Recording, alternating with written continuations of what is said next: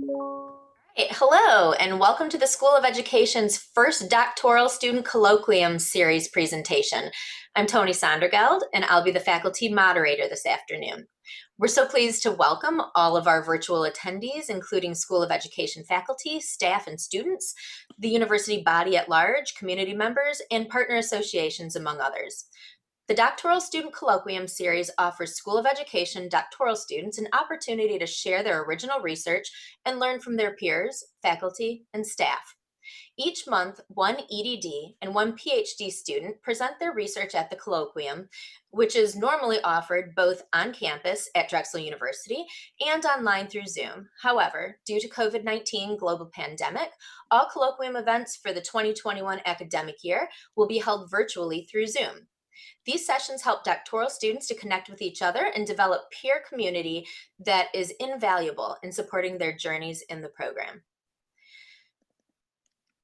Okay, so our first presenter today, let me switch here, is Chris Fornaro, and he will have 20 minutes to share on his research with us. Then we'll move to questions and answers following his presentation. So please save all of your questions until the end. You're welcome to type them into the chat of Zoom or to use your mic to ask your questions. And today, Chris is going to be giving a presentation entitled Steaming Ahead with Teamwork, Transferring Administrative Support to a Virtual Setting Due to COVID-19. Chris Fornaro is a second-year PhD student in Drexel School of Education with a focus in STEM education. Prior to entering the program, he spent 9 years as a middle school and high school mathematics, science, and engineering teacher at charter and independent schools. Additionally, he led many out-of-school STEM activities with students. During his time of teaching, he found himself asking many unanswered questions on best practices for teachers in out-of-school settings. These unanswered questions have led to his current research interests centering on supporting instructors in out-of-school STEM programming, the benefits for students participating in out-of-school STEM programming, and ways to authentically blend together the individual disciplines of STEM. He has been a proud resident of Philadelphia for over a decade and lives with his wife, Dr. Elizabeth Fornaro, and their 2 children, Eleanor and Parker. Chris, the floor is yours. Thank you. Can I get a thumbs up that people see that? Awesome. Thank you, Eric. So welcome today, and thank you everyone for coming. And thank you, Dr. Sondergill, for the introduction. I'm presenting today on Steaming Ahead with Teamwork, Transferring Administrative Support to a Virtual Setting Due to COVID-19. And I conducted this research with Dr. Alonzo Flowers, my supervising professor. So just to give you a roadmap on today's presentation, I'm going to begin by giving context on the site, then move into some of the background information on why this study and research is important. Then I will move into the purpose and research questions, talk about my reflexivity and positionality as the researcher, then get into methods, findings, significance, and then we can finish up with any questions. So to provide a little bit of context of the organization, it's a nonprofit that offers STEAM programming in different settings. They offer settings in schools during the school year. They pull students out, and there's also after-school programming that's conducted. Oh, sorry, it's my cat. Also after-school programming that is conducted at school sites that they are partnered with. And then also they do a summer STEAM program, which is where the site was that I focused in on. The summer STEAM program focuses on 5th to 9th grade students. This was the first year in which they had 9th grade students. It's approximately 100 students. And I classify the educators in the program as instructors because some of them are certified teachers, but others are ones that are still pursuing their education degree or may just be interested in teaching and trying to feel out where they're at in that process. And then there's a variety of courses that are offered for the students. While every student takes math, they're able to opt into different electives. So they can take journalism, they can take robotics, or they can take an engineering course for part of their day. So to provide a little bit of background on why this research is timely and important, instructors need support in out-of-school STEM programs. A lot of the times programs are kind of thrown together haphazardly. So to make sure that instructors feel supported to blend STEM disciplines together, that they have a solidified STEM content knowledge, is very important. There's been proven academic and behavioral benefits of out-of-school STEM programs. They typically provide opportunities that are not always available due to the time, space, and curriculum restrictions built into a school day. And then also effective summer programming can help prevent a summer slide, which is extra important right now due to the COVID-19 pandemic, where many students were out of school since the middle of March. So the students having access to quality summer programming can lead to students staying on track for the long term. So the purpose of this qualitative study is to understand how a summer STEAM program's administrative team transitioned their 6-week summer program to a virtual setting.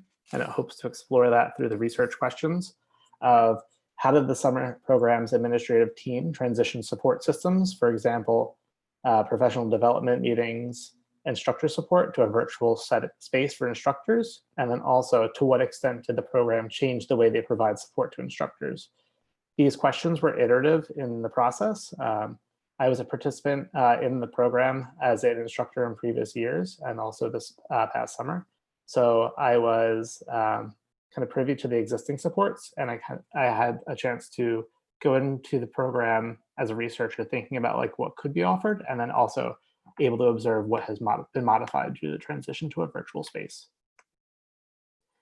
So my reflexivity as a researcher, like I said, I was an instructor in the summer program. So I have previous experience with this particular summer program. I'm also a former STEM student, educator, and administrator, which I think that brings certain expectations as a researcher and just as a person coming into this research.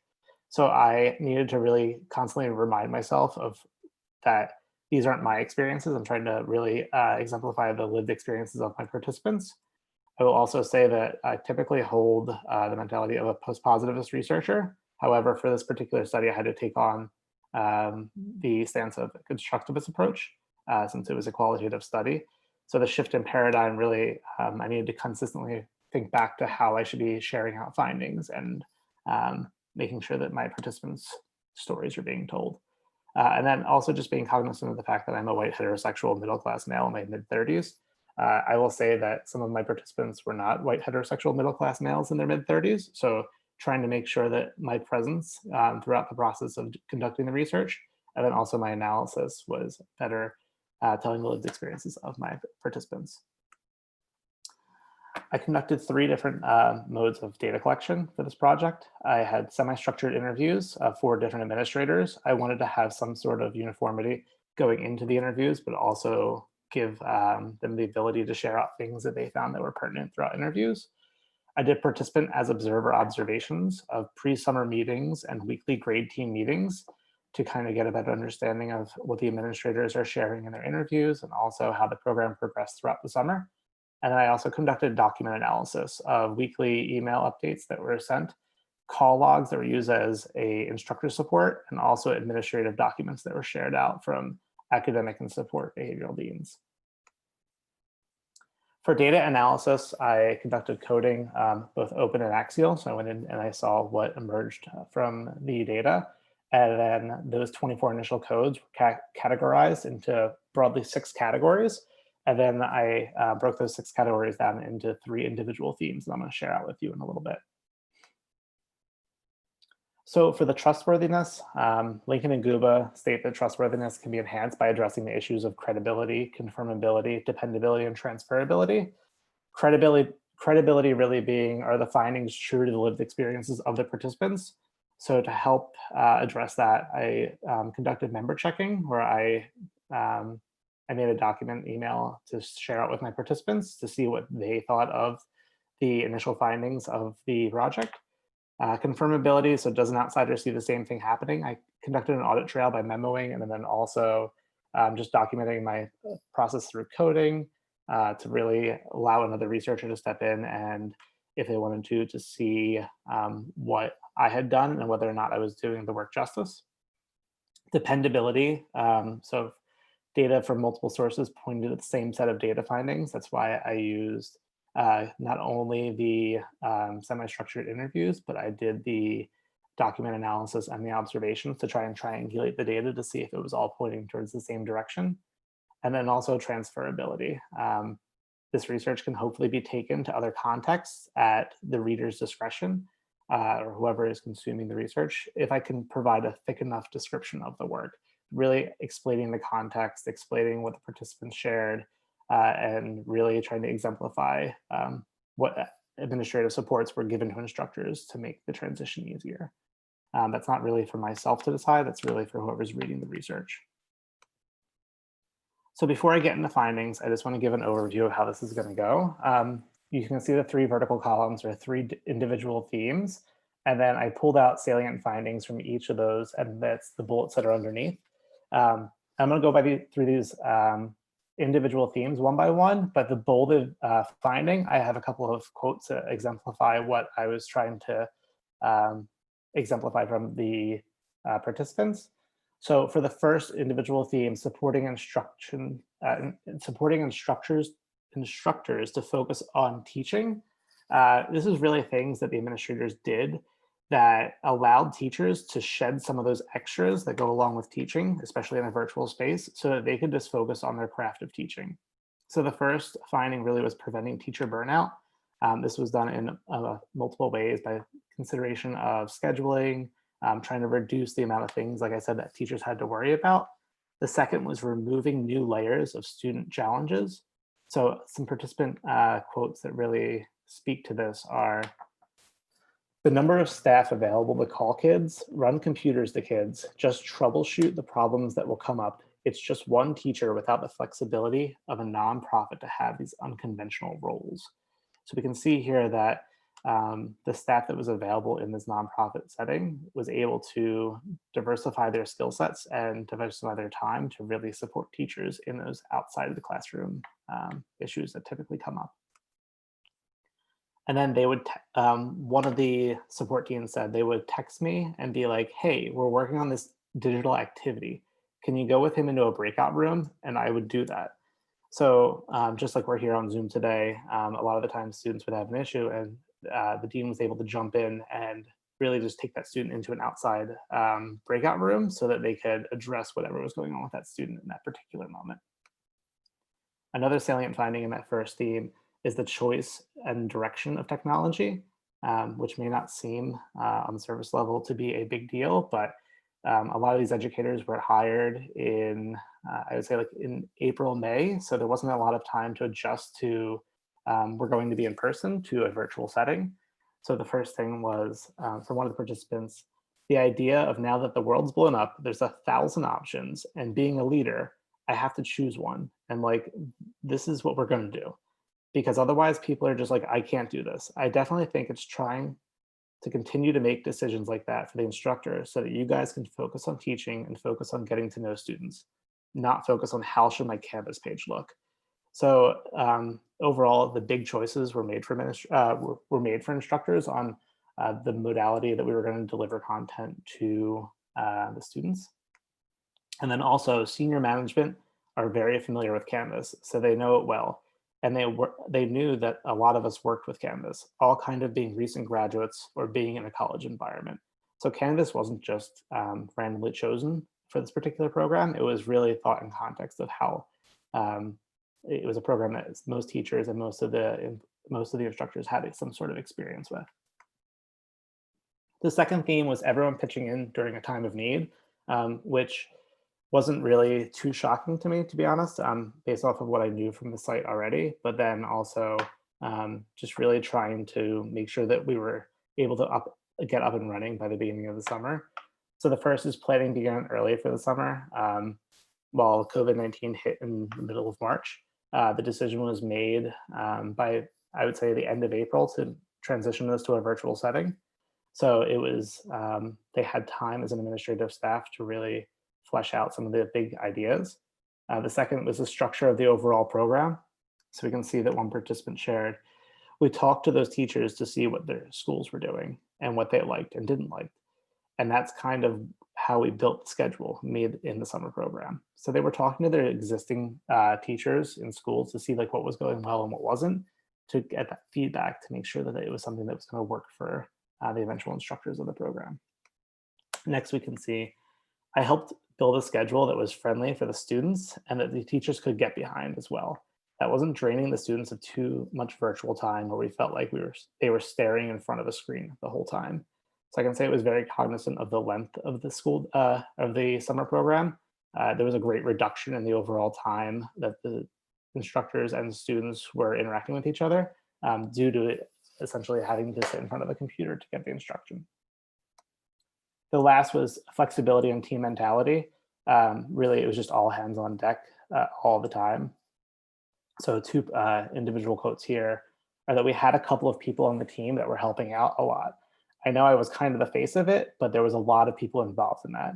And this was a common theme that I could have pulled quotes from any of the interviews, where everyone that was working on a project on the administrative team to get instructor support so the program up and running had mentioned at least two other people that were working on the administrative team that were part of the project that they were working on. And then also, similarly, our operations team that's usually focused on human resources and payroll and those pieces did a lot of work to get Canvas up and going. So all of a sudden, where this learning management system of Canvas didn't exist before in an in-person setting, they were now having to figure out who was going to get the students enrolled, who was going to get instructors enrolled, who was going to be rolling out all of the different programming and the course pages. So that was taken on by a part of their administrative team that had not previously done any of this. The last theme was creating new support structure. As a result of going into a virtual setting due to COVID-19, there was new support structures that had to be set up and in place for instructors. The first was grade team meetings. This was talked about by a couple of the participants, and it was a new way for us as instructors to be able to get together in smaller settings to discuss some of our problems that we were seeing in the classroom and experiencing. The second is a shift in administrative roles. So we can see that two participants here share the student support deans. I don't think I necessarily envisioned that they would call students as much as they did, because that's not really how it looks in person, but they were willing to step into that role. Whereas a student support dean in the typical in-person setting was often pulling students out of the classroom to try to figure out maybe if there was an issue going on in a particular class. They were now making phone calls to say, your camera's not on. We're trying to get a hold of you. You're not logged in. Like, what's going on there? To make sure that they are able to get up and running on the day. The second is, well, he was already on our team, but this wasn't his job. He pivoted to basically have this full-time Blue Jeans job.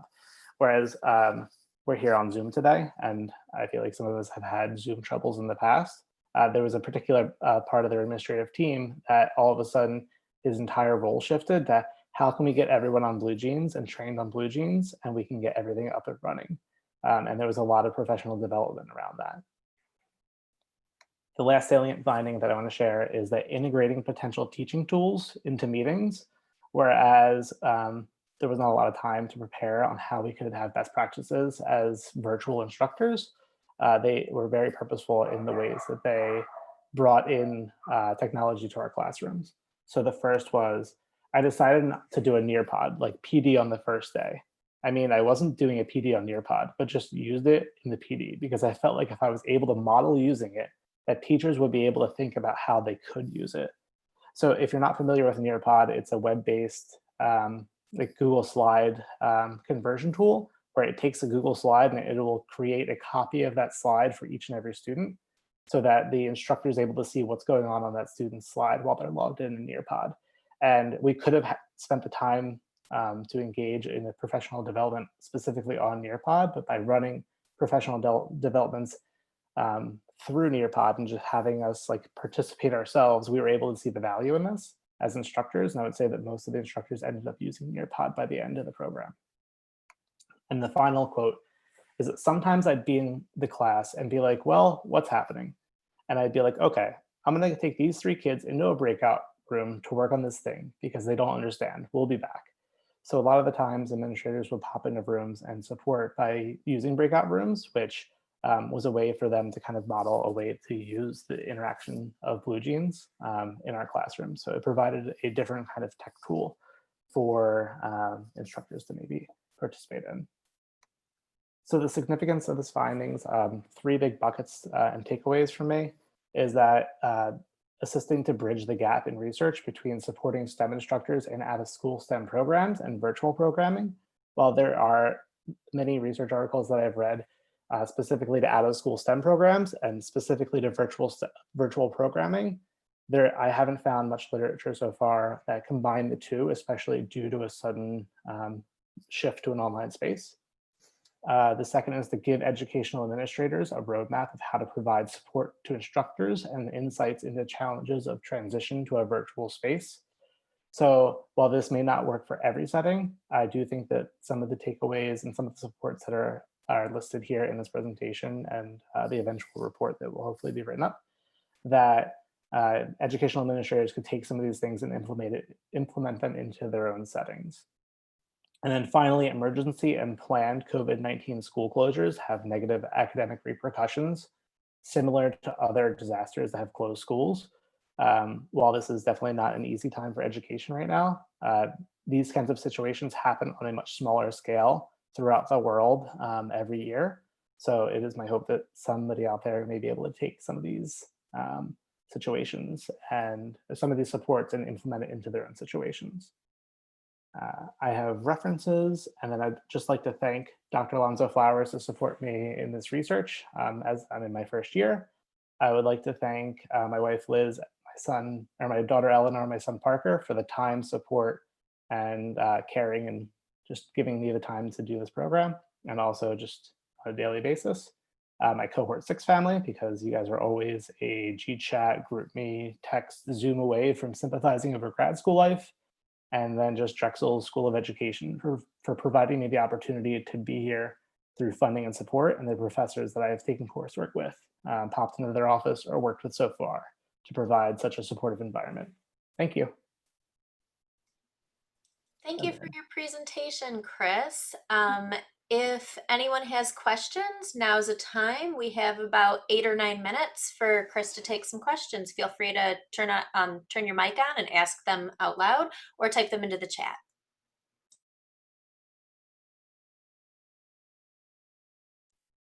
I'll ask a question.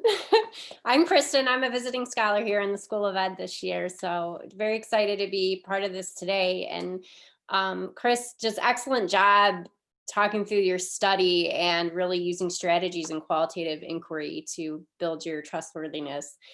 One of my questions for you is, how do you think, or is there anything from this project that could inform education preparation programs in terms of teachers and administrators? So one of the big standards right now is integrating those infused technology experiences in EPP programs. So is there anything from here you can see transferring to kind of lessons learned we can use in those programs?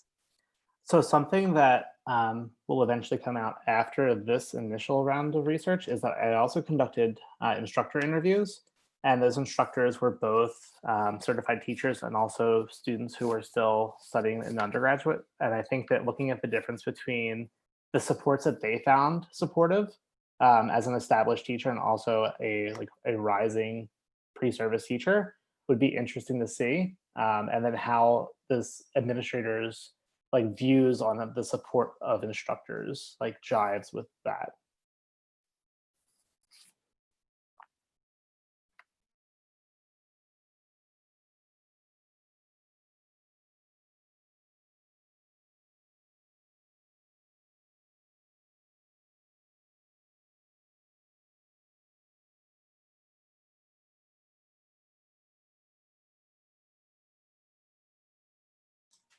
Any other questions for Chris?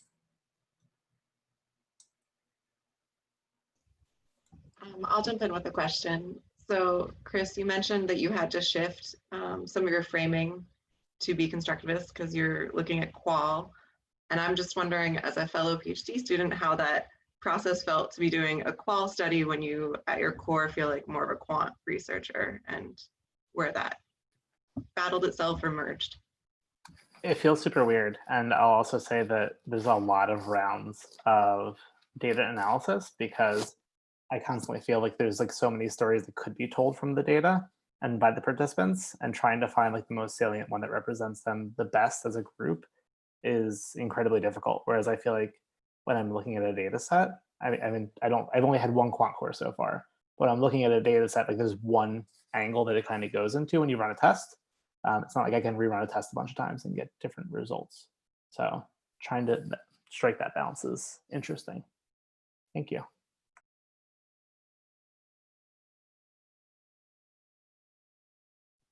Brian, I'm reading your question, sorry. Want to read it out loud for us, Chris? Sure. There's a tension between COVID-19 virtual classroom research and the time it takes to publish in academic journals. Do you have plans to publish directly to practitioners in the interim? Or what are the next steps with this line of inquiry? So thanks, Brian. I proposed a book chapter on some of this data as I was still in process of collecting it. So I'm hoping to have that book chapter done in the next 2 weeks or so, the administrative side, and then hopefully, fingers crossed, it gets accepted and published. But then also, I'm hoping to go back. I'm not hoping. I'm going back to the specific organization and sharing findings, so that at least that they can share out within their networks of best practices as well. And then if you have ideas on how to publish directly to practitioners, I would love to hear that.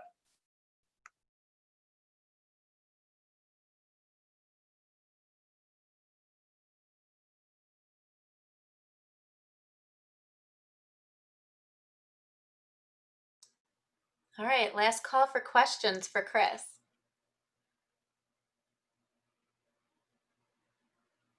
Thanks, everybody. Have a great weekend.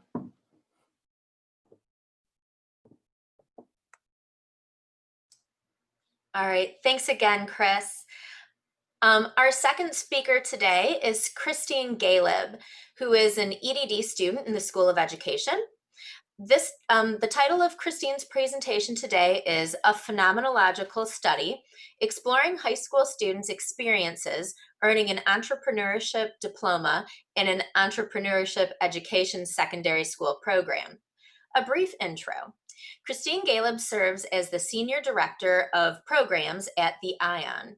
In this role, Christine directs the ION Smart and Resilient Sites Accelerator, which supports selected startups as they develop and deploy technology that connects ideas, people, and communities in Houston. The accelerator is backed by the Mayor's Office, the City of Houston, Microsoft, Intel, and TXRX, which is Houston's nonprofit market space. Christine is the founder of Plan My Plate, which offers leadership, management, creativity, innovation, mindfulness, and wellness consulting. Also, Christine is a Teach for America alum with experience in investment management, pre-medical studies, and educational consulting. Christine holds a bachelor's degree from Princeton University, master's from the University of Pennsylvania, and doctorate from Drexel University. Christine's speaking, writing, and research interests include entrepreneurial mindset development, creativity, innovation, leadership, mindfulness, wellness, and apologetics. All right, Christine, the floor is yours. Well, thank you for that introduction. That was amazing. And you said phenomenology better than I have ever said it. So on that note, I got a really big shoes to fill in that regard. Give me a minute. What I'm going to do is I'm going to turn off my camera. I'm going to share my screen so you see my presentation, and then we can go from there. So give me just a minute here. I'm still with you, but I'm sharing my screen, and that way we can all be on the same page. So I think there is a way to do this where I can show the full screen or slideshow. So just someone give me a yes if you can see my screen clearly. Yes, it's clear. Awesome. All right. So obviously, given that introduction, I'll jump right into my presentation. Our agenda for today will be as follows. I'll give you a little bit of context about my research study. I'll tell you about the research study itself. I'll give you a little bit about me, and then I'll open it up for thank you and questions and answers. So the context of the research study. Well, first, we've got the concept that the fourth industrial revolution, which we keep talking about like it's coming, it's coming, it's coming. Well, it's been here, and it's been here for about 2 decades. So the fourth industrial revolution is comprised of the exponential growth in globalization, automation, and digitization of work. And it's resulted in a global startup revolution and the emergence of the gig economy. So I want to point out that I wrote this all pre-COVID, before we all were working from home, where many people were not really quite expecting what work from home looks like. Technology was always talked about, but all of a sudden COVID ushered in a reality for us where we're relying very much on globalization, digitization, and automation. We've seen those effects very clearly in the post-COVID world, where our supply chain has broken down as a result of some of the impacts of COVID-19. That's just a side note. But on one hand, we've got the fourth industrial revolution giving us this framework where we see not only the emergence of the gig economy, but also this global startup revolution. And that, of course, has led to the importance and premium placed on creativity and an entrepreneurial mindset in the 21st century. So recognizing that entrepreneurial skills are of high importance, as well as creativity, has been forefronted not only by universities, but also by employers who are seeking that creative and entrepreneurial talent. As a result, entrepreneurship education has increasingly emerged as a vehicle to promote an entrepreneurial mindset in students, but it's mostly been done at the university level and with limited qualitative literature on entrepreneurship education programs. So not just one class here, or not just a pitch night here, or one seminar there, but a holistic program in high schools, secondary schools, that promote an entrepreneurial mindset. So this provides the context of the research study, these factors that lay the foundation for my interest in the research and in the topics. On this slide, we get a little further into the context of the research study. We've got the research problem. Oh, I don't know why there's red lines on there. That's weird. We've got the research problem where secondary school leaders and curricula developers seeking to design and implement programmatic approaches, not those one or two isolated classes, to promoting an entrepreneurial mindset in high school students, have a limited understanding of how high school students experience degree-granting entrepreneurship education programs that promote an entrepreneurial mindset. So this limited understanding leads to the design of ineffective programs. That problem, coupled with my conceptual framework as a qualitative researcher taking an ontological approach to this problem, as well as the literature review, which looked at the fourth industrial revolution, entrepreneurship education initiatives, and what an entrepreneurial mindset actually is significant, because the research study extended the qualitative entrepreneurship education literature at the secondary school level, which contributes to entrepreneurial mindset development. It enabled the design of more effective entrepreneurship education programs with respect to actually promoting 21st century skills that programs claim to teach without actually knowing if they're actually teaching them, because they haven't been involving students and students' feedback, or parents and parents' feedback on what the participant in the course is actually learning. So this is also indirectly valuable to employers who are also placing a premium on creativity and entrepreneurial mindset as skill sets for their employees.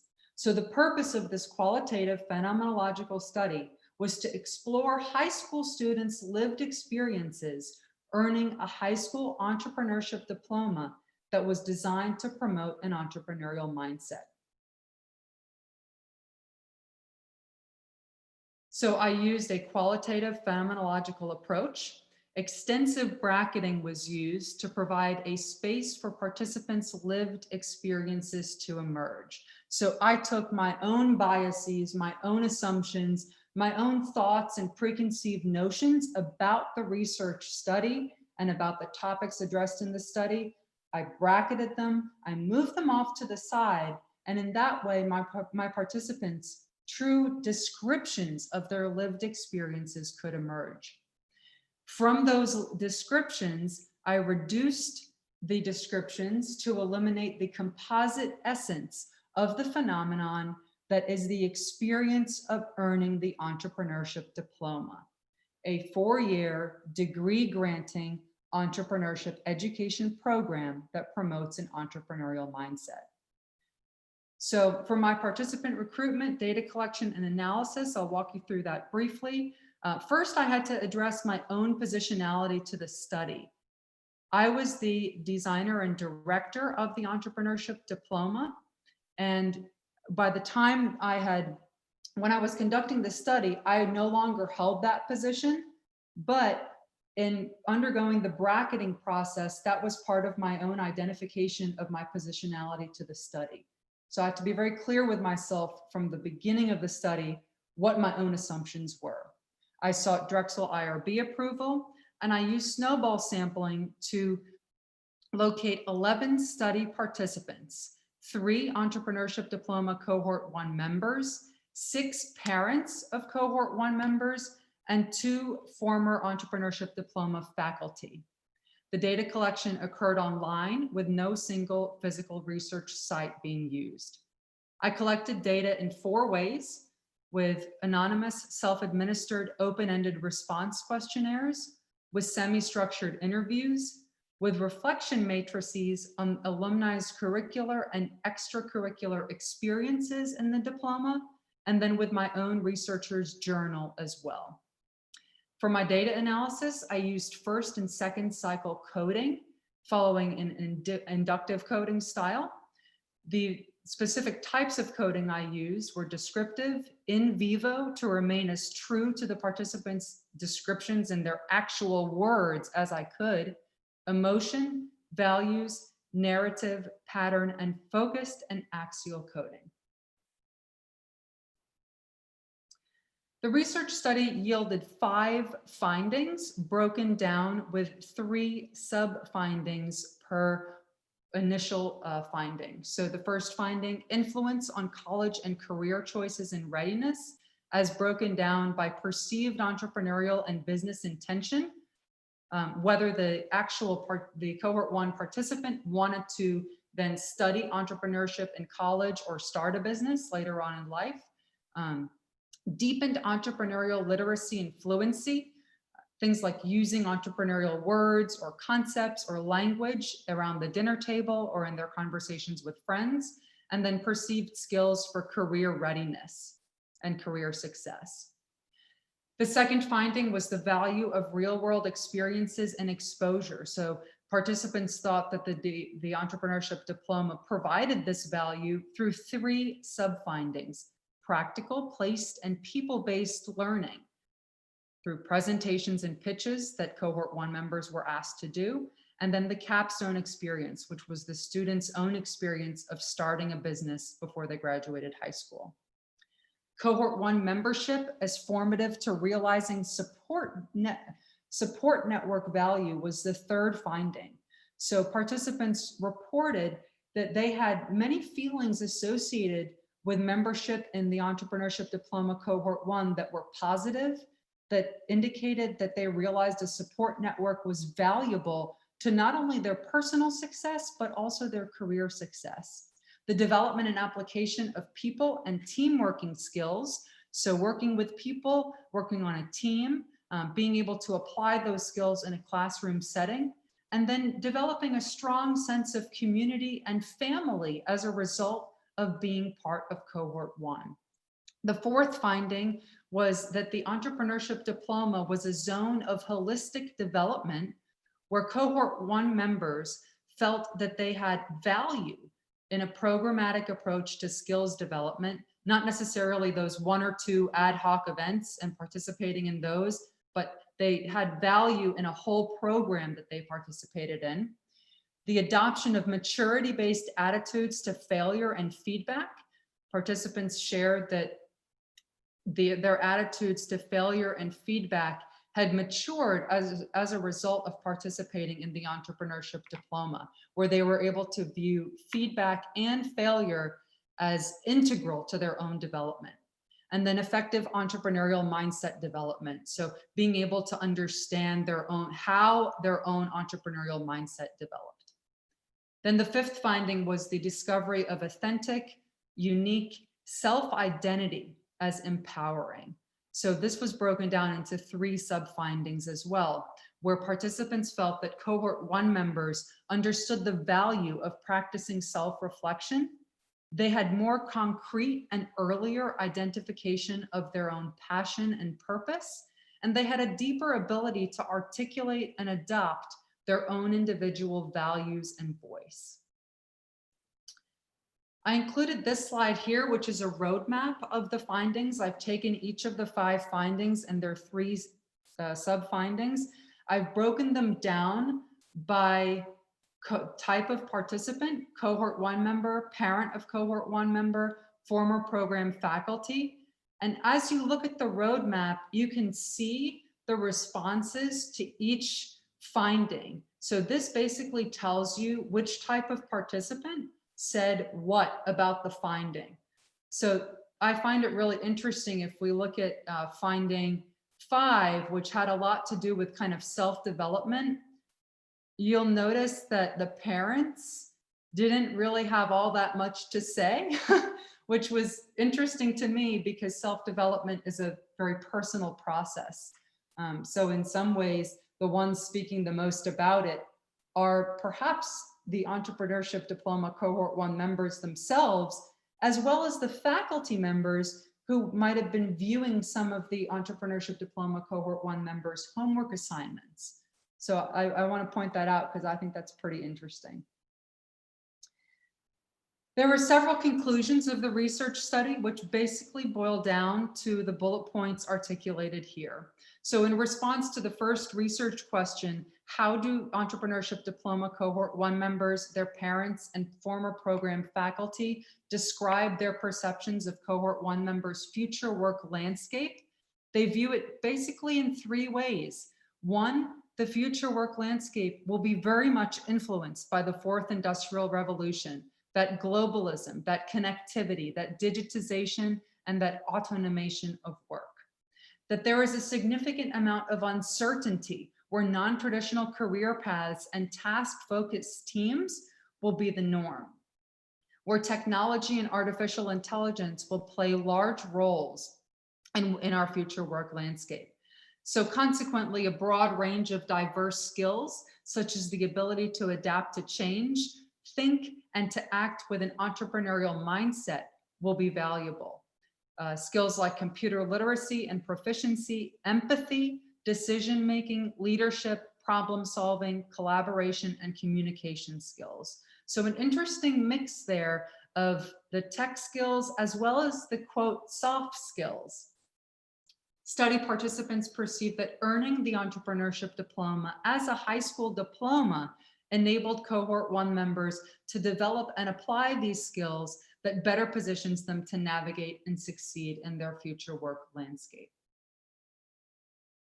For research question 2, which was focused on how do Entrepreneurship Cohort 1 members, their parents, and former program faculty describe their perceptions about the value of Cohort 1 members' participation in the Entrepreneurship Diploma when compared to other high school diploma options. The number of real-world opportunities for Cohort 1 members was one conclusion that emerged. The real-world learning from people, places, and the capstone project helped Cohort 1 members gain classroom knowledge and apply these knowledge and ideas to validation in commercial settings. For example, starting a business on their route to developing and applying their entrepreneurial mindset. They also reported that discovering and applying personal work styles and preferences and the ability to collaborate to achieve goals were some of the value adds of the Entrepreneurship Diploma. So all of these experiences, comparisons, conversations, and observations were shared by parents that were potentially comparing their own children and their own child's experience to some of their friends and their friends' children's experiences. Faculty members might have been comparing their perceptions of entrepreneurship diploma students compared to other students that they might have taught. And then cohort 1 members may be commenting and drawing some of their perceptions from how they felt when compared to talking with their friends. So study participants perceived that cohort 1 members felt more prepared to lead and to manage teams, design presentations, engage their creativity and innovate, start and scale a business, and take risks. And then the third research question, what entrepreneurship diploma experiences do cohort 1 members, their parents, and former program faculty perceive have helped cohort 1 members develop an entrepreneurial mindset? So 4 conclusions can be discussed here. 1, presentations and pitches, and having that opportunity to learn from feedback and make decisions from real-world validation of their idea, not just receiving a grade on an assignment they've completed, but actually getting feedback from real people. 2, collaborating in teams where students had to develop their own leadership style, their own roles and responsibilities, and take different approaches to problem solving based on these different roles, where a leader might be the visionary who is tasking the team with moving forward. Maybe someone in more of a team management role might be responsible for managing the people dynamics of that team. The capstone was another emergent conclusion from this study. And things like thinking like an entrepreneur, acting as one by starting and scaling a business, helped cohort 1 members address any unforeseen challenges, not just on paper, but in a real world way. And then the practice of self-reflection, where students were going through processes of identity development of their strengths, interests, discovering growth areas, and their own personal work and feedbacking styles, as well as their own attitudes to failure. So entrepreneurship diploma cohort 1 members developed an entrepreneurial mindset by presenting, pitching, and working in teams, completing the capstone, and by engaging in self-reflection. There were several recommendations for action that emerged from the research study. So one of the recommendations is that practitioners and educational leaders can develop, implement, evaluate, and certify curricula that enable high school students to practice and apply a diverse and holistic range of skills in action-oriented experiences that promote collaboration, reflection, and self-discovery, rather than only exposing students to and testing their knowledge of these skills. And secondary school leaders and curricula developers can participate in focus groups with high school students or recent graduates to better understand how high school students actually develop these skills. The second recommendation is that more awareness is needed at the college and career level of high school programs that promote entrepreneurial mindset and skills. So this type of familiarity will lead to a narrower gap between secondary, collegiate, and workforce education programs, which streamlines the talent development pipeline so that the promotion of skills that are directly relevant to the nature of work in the fourth industrial revolution will be prioritized, and this mitigates the potential of a skills gap. So to accomplish this, secondary school leaders and curricula developers can participate in informational workshops and focus groups with career and college representatives and industry professionals.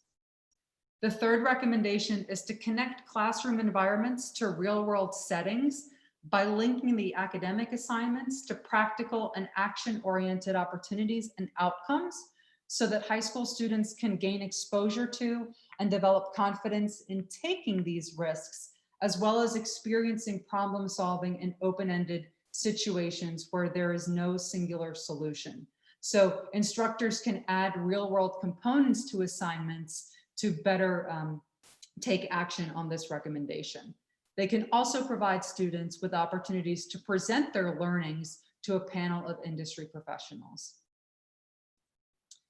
Another recommendation for action is to leverage the power of existing social relationships in academic settings by enabling high school students to collaborate and engage in teamwork-based learning to develop and understand the value of support networks.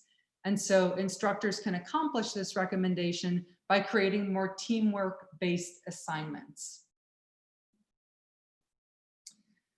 Another recommendation is to embed continuous opportunities in existing curricula for self-reflection and feedback to enable the self-discovery of authentic identity. So instructors can do this by asking students to submit end-of-unit reflections or responses to open-ended questions that link students' perception of their own self-identity to their thoughts on the assignment or their learnings. So as we rethink education, we're at a point now where the realities of COVID-19, of remote education, of the 21st century landscape and the fourth industrial revolution have prompted us to ask this question: what does solving the world's greatest problems mean? As Albert Einstein said, we can't solve problems by using the same type of thinking we used when we created them.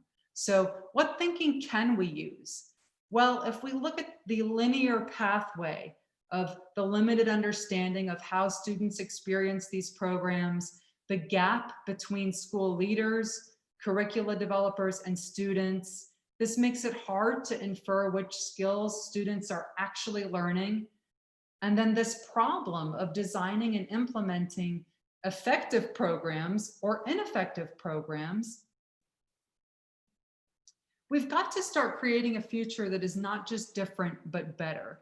So when we look at ways to mitigate this problem, such that we provide the space for participants to describe and share their descriptions of their experience in these programs, so that we eliminate the way participants experience how they develop skills, prompting a narrower gap between leaders, developers, and participants, we find that a collective, collaborative, problem-solving based thinking that considers the experiences of all other stakeholders emerges from this understanding of the problem as well as potential solutions for it.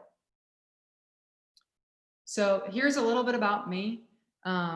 Most of this was already said in my bio, but I do put the picture here of me pointing to the Teach on Mars sign at NASA.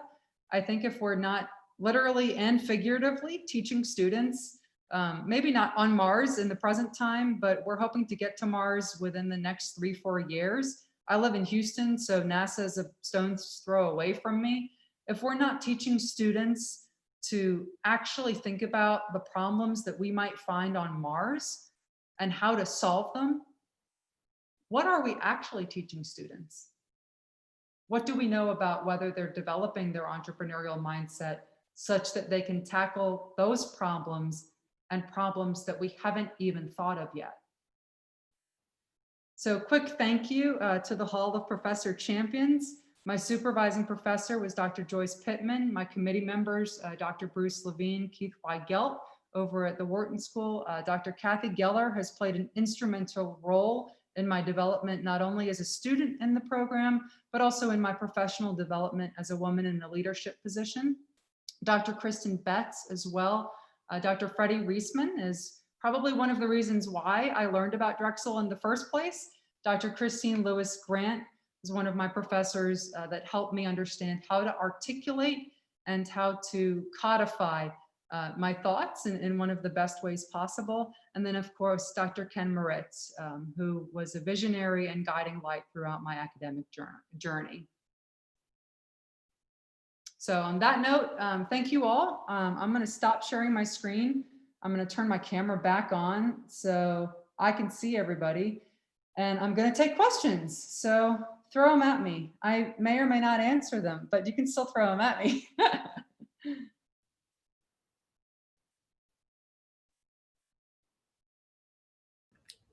So Christine, Kathy here. Great job on the presentation, and thank you for the closing. I was wondering as you spoke, how the development of the entrepreneurial mindset, how the students really transformative learning that happened during that time period, how has that influenced their choices for post-secondary education and or what they've left high school to go do? Yep, that's a great question. And I'll just give kind of two brief headline responses. The Entrepreneurship Diploma Cohort 1 members were made very aware of what entrepreneurship actually means in a tangible way. So what do I mean by that? They had heard it as a buzzword, but through the Entrepreneurship Diploma, they were able to identify that it meant things like being creative, starting a business, peeling back the curtain a little bit to articulate what creativity meant to them. And that helped them choose post-secondary institutions or experiences, because not every single one of the cohort 1 members and participants in this study went on to college. They chose those experiences that better help them develop their business and entrepreneurial skills. So when they were looking at post-secondary experiences, and I won't just say institutions, they wanted to take a next step where they could refine their skills in more tangible ways. So that was one of the outcomes of that. And then the second kind of headline is, because they had a much deeper sense of their own self-reflection, they were more aware of their growth areas. So they chose their next post-secondary experiences to better mitigate their own growth areas. So for example, one participant ended up not going directly to college, but realized she needed an internship program to help her further develop her real world skills before going to college and potentially pursuing a track that may or may not be what she actually really wanted. Great question, thank you. Thank you. Hi, Dr. Gould. How are you? Good, Hey. how are you? Excellent job. You did quite well with a phenomenological study. So, Hey, that means the world to me. so here, one of the things I'm curious about in terms of your own thinking, as I looked at your last two slides, the concept of the fourth industrial revolution obviously really focuses on this entrepreneurial approach. You saw it when we had 21st century learning skills, all those good things. What I'm wondering about is your role now as an expert within this particular field.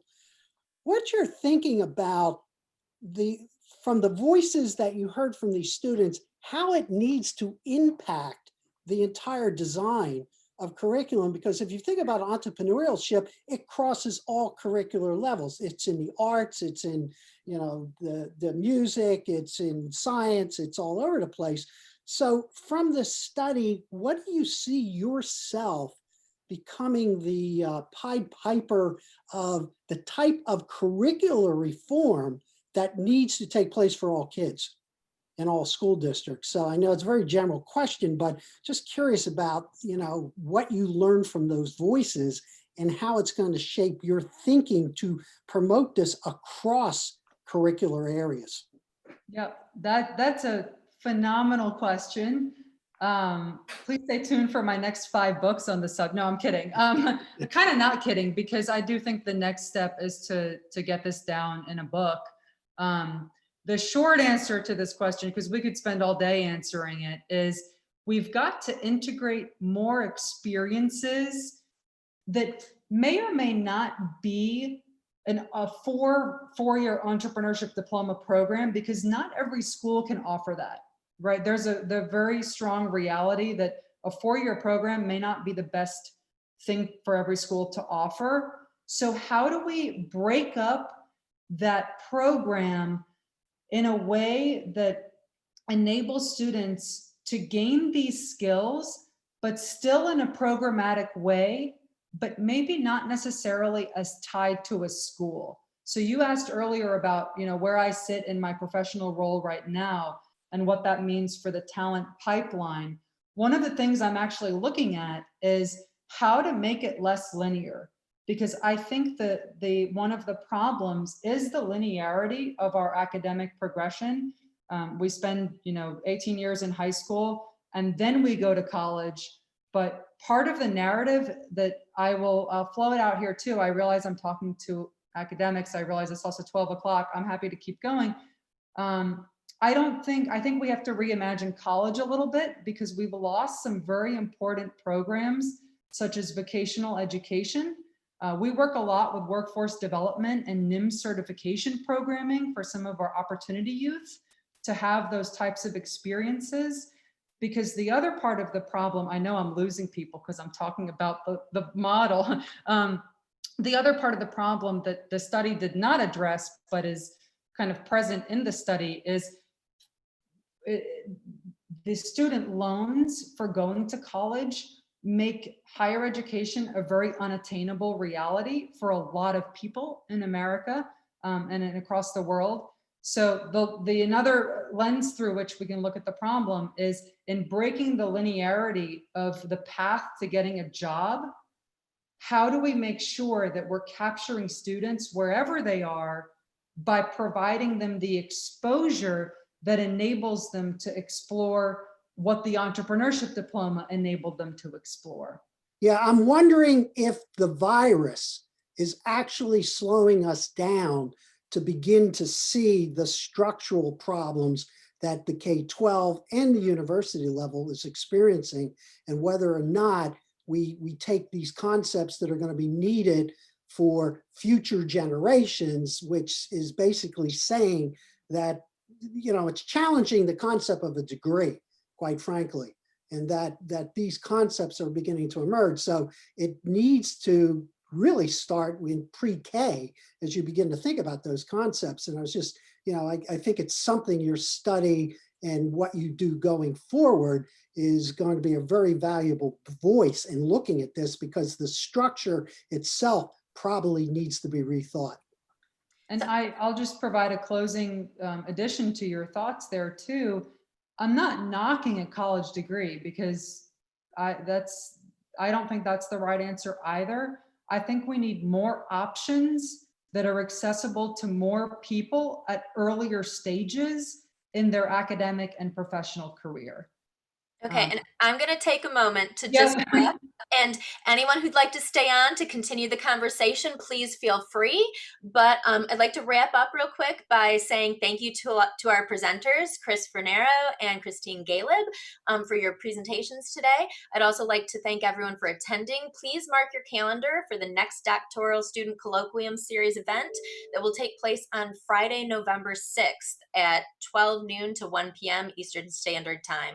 We look forward to seeing you all next month. And if you'd like to stay on and continue the conversation, please feel free to do that. Yeah, I'm happy to stay on. Let me just look at my calendar real fast. Yeah, I've got about 10 more minutes.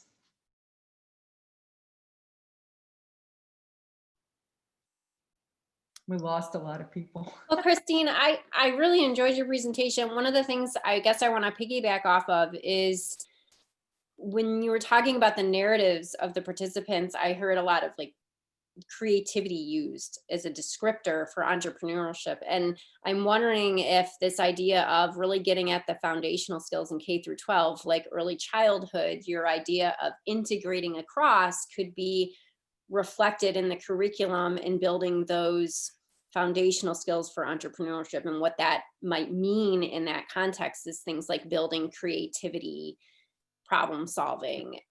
And when you look at the standards right now, right, that's kind of nested within subject areas, math, science, but not integrated.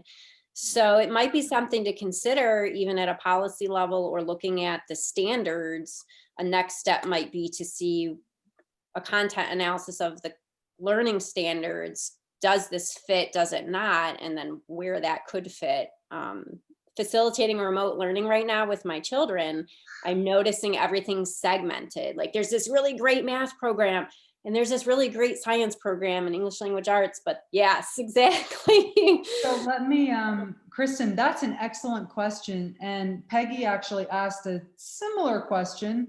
I'll That's just, where I was going for. yep. I was yeah. going for the same, totally the Yep. So can you talk a little bit about these entrepreneurial skills, how these entrepreneurial skills can help us reflect on the K through 8 years? How can they span over the different subjects? So this is like my TED talk for my life. I can talk your ear off for this, but we have a real problem when we segment education such that you go to science class and like I wear my science hat and then I take my science hat off and then I put my English hat on. I'm the same person experiencing all of those classes. And I'm a creative person, but each of those classes is not teaching through a skills-based way. They're teaching content first because math, I have to teach math, but math is a language.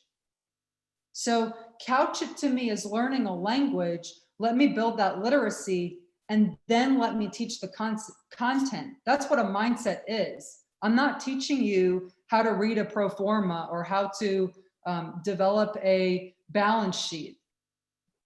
That will bore you to tears.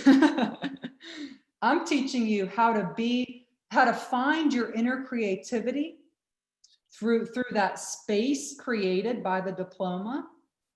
And then once I've unleashed that in you, then you're going to pursue at whatever cost what you're interested in. And then when it comes time for the balance statement, you're going to be like, I got to hire someone to do that for me because I'm not going to get into that. But that's the approach that I think we need to take, a mindset-based approach, which means two things. It means we have to train teachers differently. It means we have to invest as educational leaders.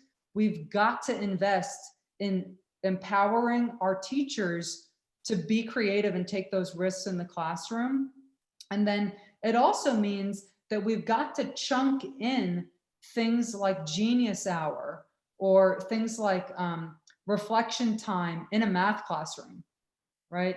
And people kind of say, oh my gosh, I'm supposed to teach 2 + 2 = 4. And I get it, I was in education. But things that we're doing at the ION that help integrate, we're specifically creating classes that high school students can take where they're not siloed. In other words, this is not engineering 101. It's Houston has a problem with climate change. We get hit really badly with hurricanes every hurricane season. Solve it.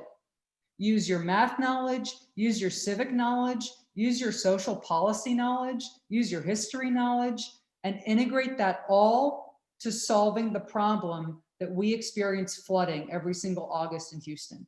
By making things truly problem-based, even things like doing a hackathon where you pull in, hey, math teacher, hey, history teacher, let's create the rubric for your hackathon where they're checking those content boxes, but we're aligning to problem solving in a system-wide way.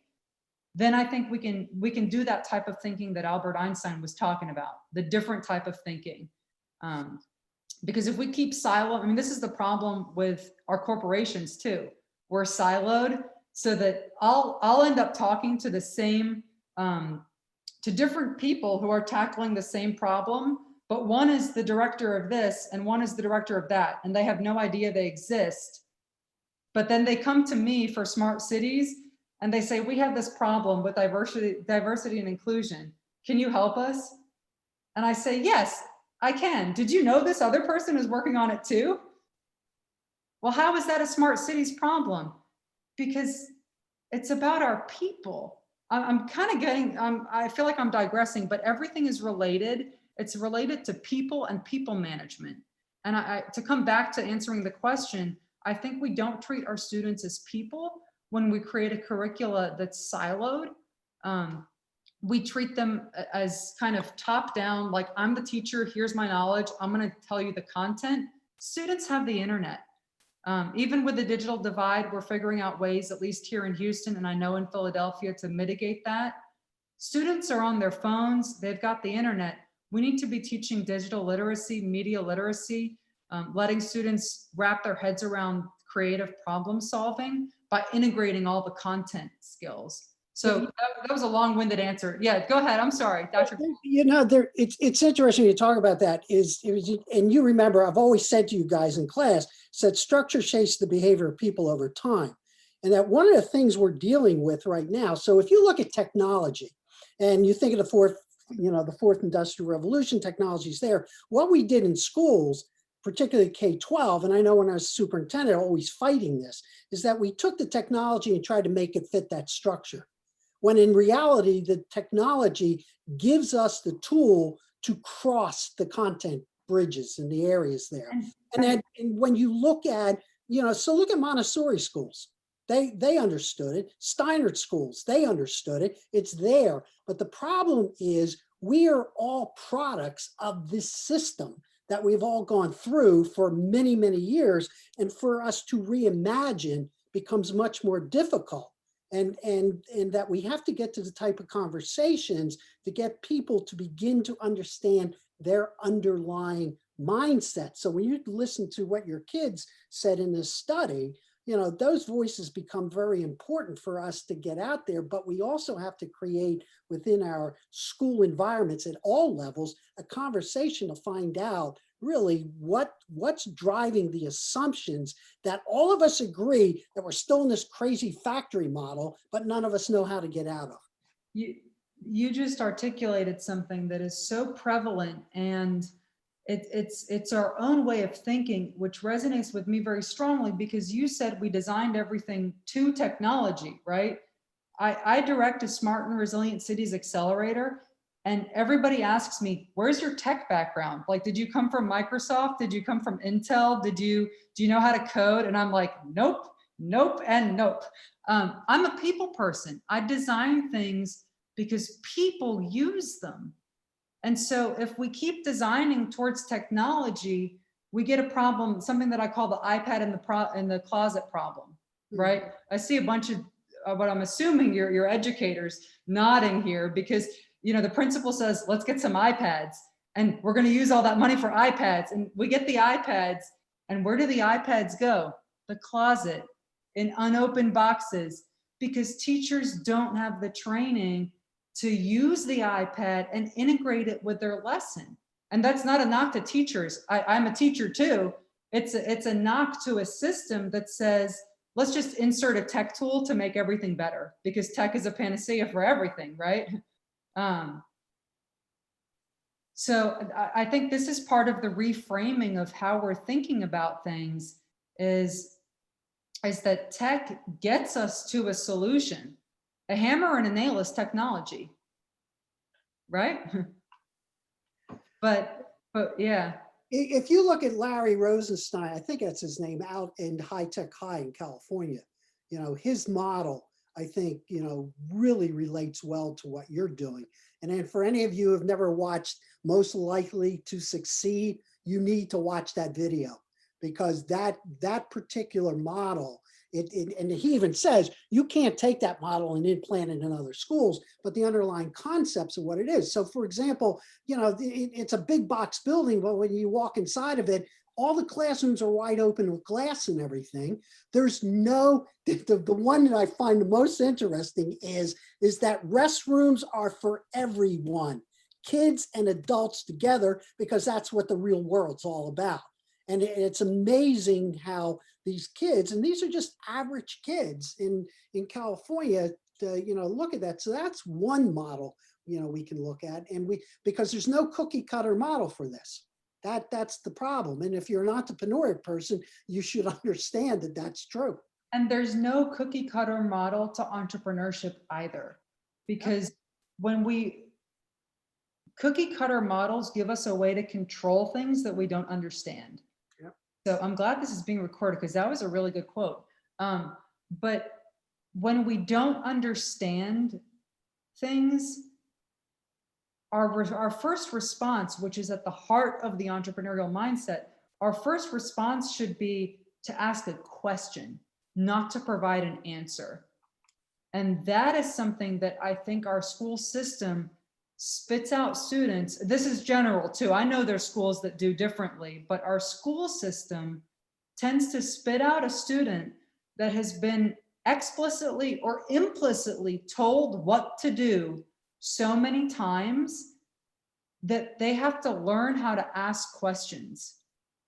Yeah, but standardized tests are that's the problem. We use the metrics in a wrong way. And so we use those metrics to basically, appease the taxpayer, is saying, oh, we're doing a good job, or the realtors where you should buy, because those schools over there, lousy test scores, you don't want to go there.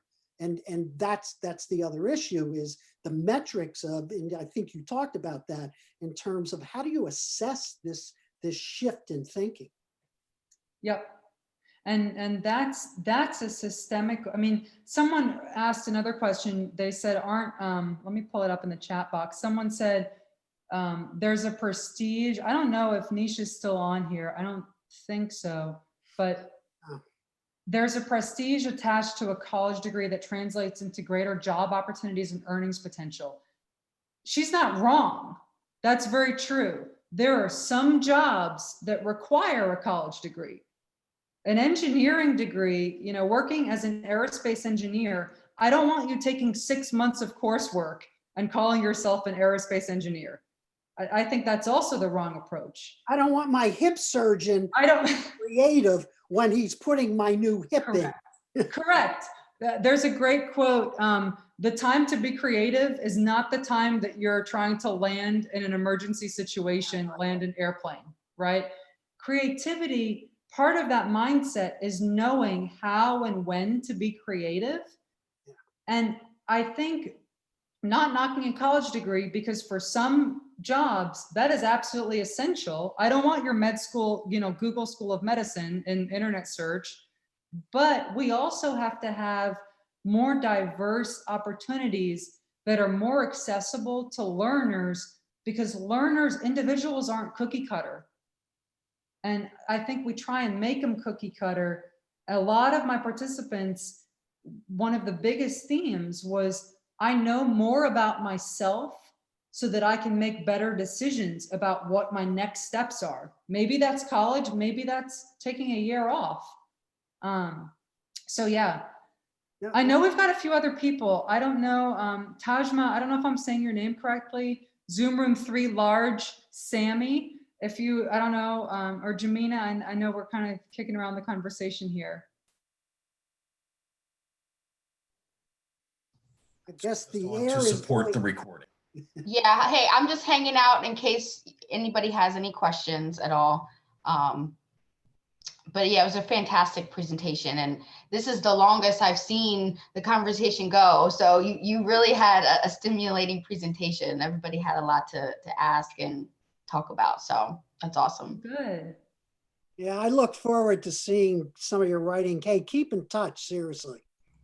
All I right? will. It was really good to see you, Dr. Gould. Yeah, it's been a long time. Yes, it has. I saw your name up there. I said, man, I got to see what she did in Oh that no, I hope I didn't phenomenological study. Yeah, this is on the other end. I graduated. Obviously, we had a virtual ceremony. I still have not been hooded, so maybe I'm not really a real doctor. I don't know. But that's COVID. Don't worry about it. I told Dr. Pittman, I was like, we got to at least like do something virtual, like just give me a virtual one or something. Like, I don't know. Believe me, you have the DR in front of your name. That's right.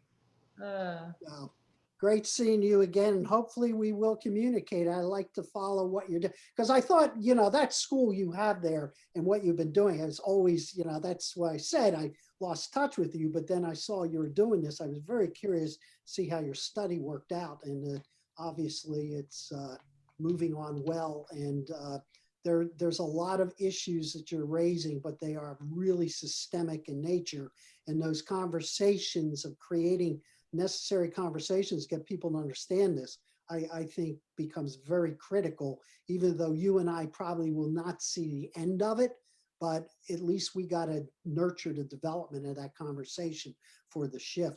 And this pandemic is giving us the possibility for that to happen. I think so.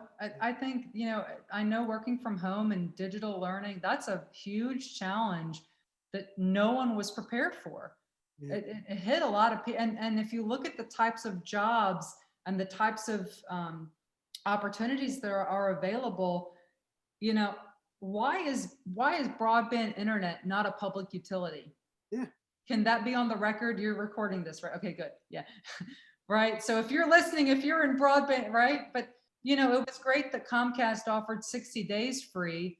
That's giving me, you know, half a biscuit when I really need a 12-course meal, right?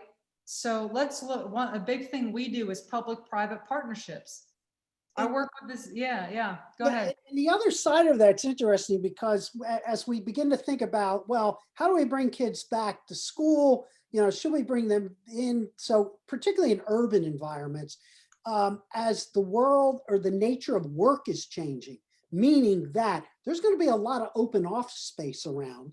And why are not schools and these buildings collaborating together to create community hubs of learning instead of bringing kids back into the dilapidated buildings? Why are we not utilizing this and creating new types of partnerships? Because I think that becomes there. Then that allows for what you're talking about, the development of these entrepreneurial hubs to begin to emerge, particularly in cities. Now it becomes more problematic, obviously, as you get into suburbs and into rural areas, but particularly in the urban environments like Houston or Philly or LA or any of those places. You know, my niece's husband, who is a project manager for an architectural firm in New York City, his boss basically has said, I am not going to spend $20,000 a month to rent office space anymore because we're all working virtually and working well. So maybe we'll meet, you know, at the job site, or we'll meet at, you know, Starbucks or whatever. You know, that's going to be there. And so what you're going to see is all this office space being vacant. So the question is, how do you create partnerships to really reduce the size of overcrowding in these dilapidated schools? And how do you, building off of those points, how do we create more green space? Yeah. Where there's a park, you know, barely 2 miles from me. I see the world's diversity in that park because everybody goes to the park. Yeah. Right? It's that solves your climate change, that solves your access and inclusion, that creates opportunities for exercise, for health and wellness. How do we rethink green spaces in urban environments as well? Yep. So it's all nested together. And so go back to my original thing where I said to you about curriculum design. Curriculum design has to radically change.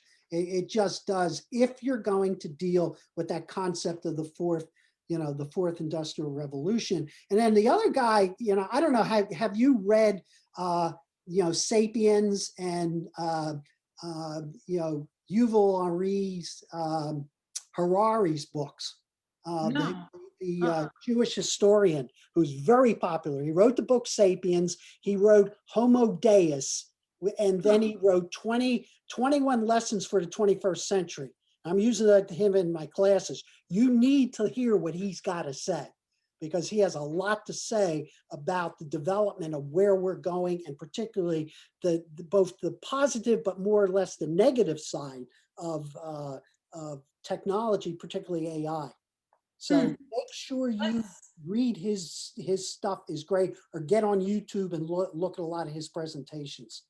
Hey, Dr. Gould, let's set up some time to chat. Okay. I'll email you, but yeah, email really me. good to see you. Okay. Yeah, definitely. Cool. All right. So great job. Hey, Jermaine, nice to see you. Yeah, I'll give you a virtual hug. The hug I would have given you at commencement had we had a commencement. But so that's good. Yeah. Well, thank you guys so much. I really appreciate your time today. Well, thank you both for staying on. Sorry, we're no, definitely. It's great. Yeah, but definitely email me, please. I would like to continue this conversation with you. Yeah, I will do, because I want to as well. And that bearded bye, everyone. Thank you. Thank you. Take care. Yeah. Take care. Okay, bye-bye. Bye.